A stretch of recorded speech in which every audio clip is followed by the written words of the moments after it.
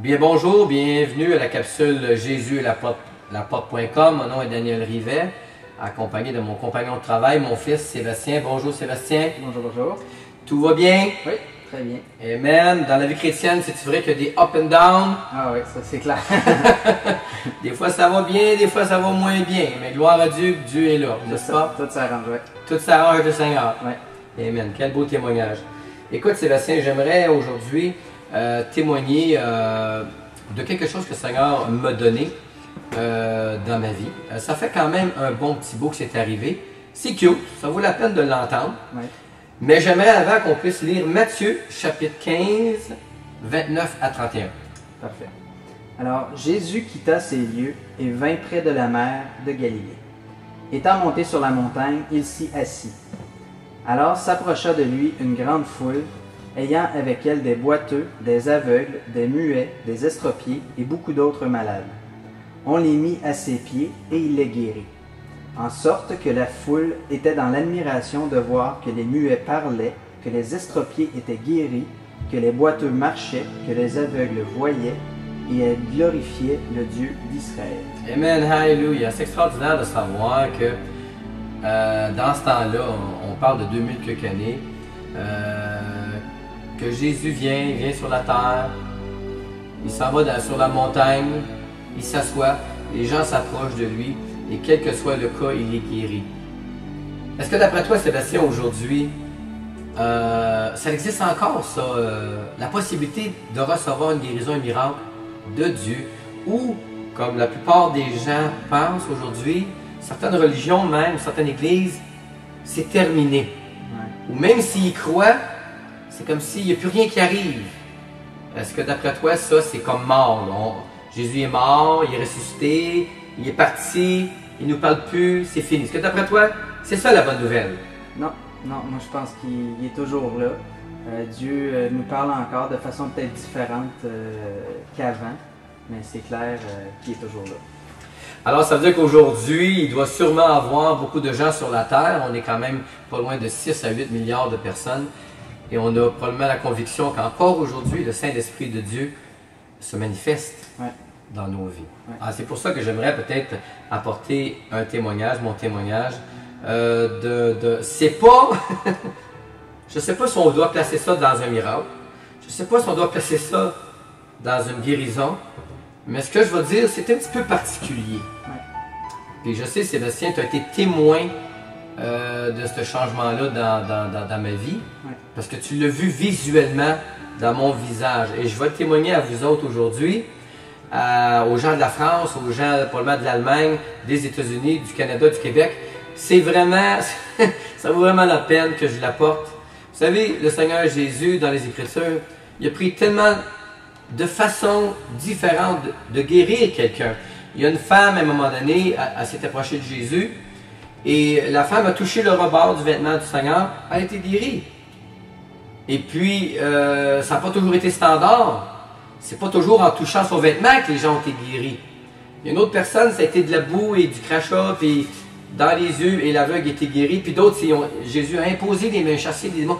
C'est comme si le Seigneur, dans son ministère, c'était tellement coloré, c'était incroyable de savoir que lui, il utilisait ce qui était là, et les gens recevaient.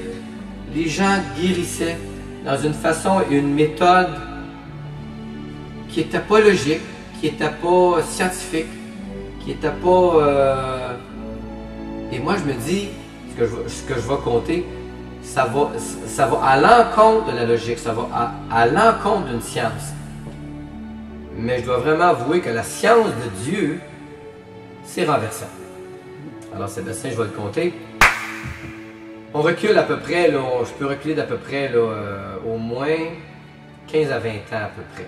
Ouais, au moins ça. Au moins 15 à 20 ans à peu près.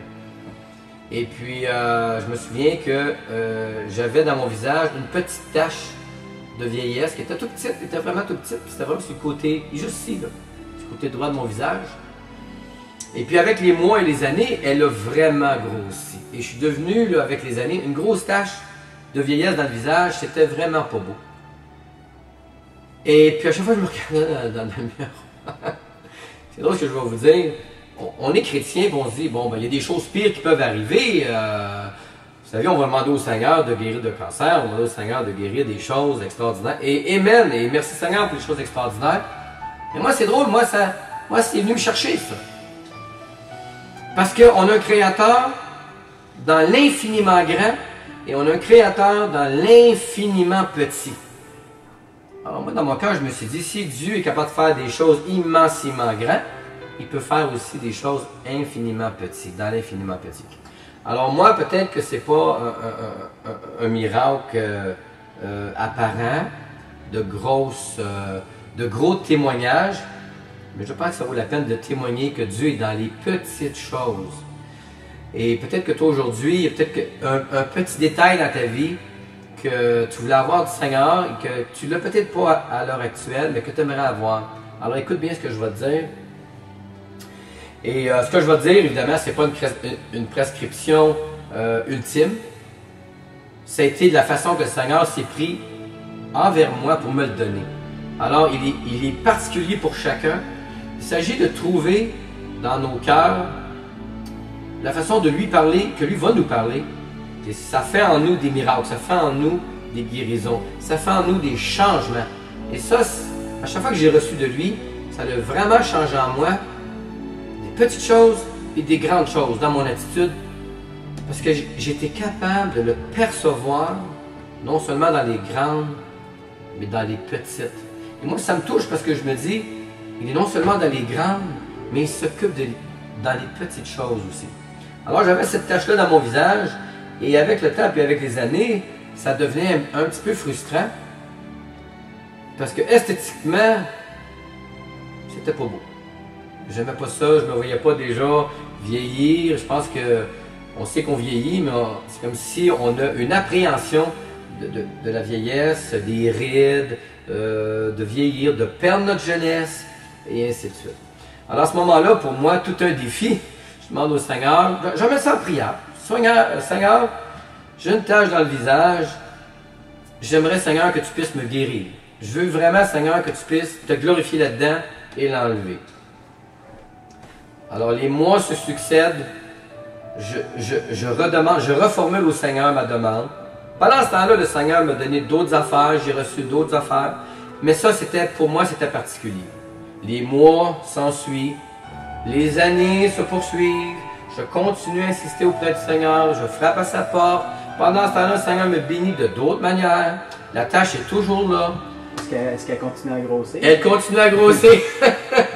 Et à ce moment-là, mon cœur est affligé parce que pour moi, j'aurais voulu que le Seigneur me l'envoie dans le dos, en dessous des pieds, en quelque part d'autre que dans le visage. Alors je me disais, mon cœur, il disait, comment ça se fait que l'être humain, le corps humain, il y a des anomalies qui se passent? On souhaite toujours que les anomalies soient ailleurs. Mais moi, c'était dans le visage. C'est pas parce que je suis une beauté extrême, mais je me disais, ça diminuait probablement, en tout cas pour moi, l'apparence. Quelqu'un va dire, ouais, mais c'est pas important l'apparence.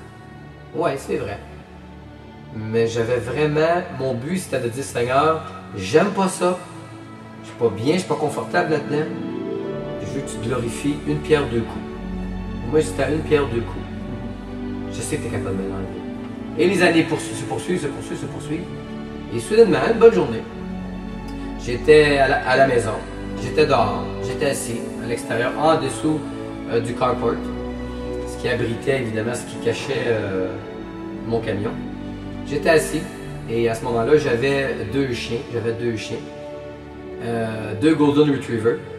Et là, soudainement, il y a un de mes chiens qui s'approche de moi, puis qui avait l'air tout heureux de me voir, puis il se faisait la queue, puis lui, la vie, c'était extraordinaire.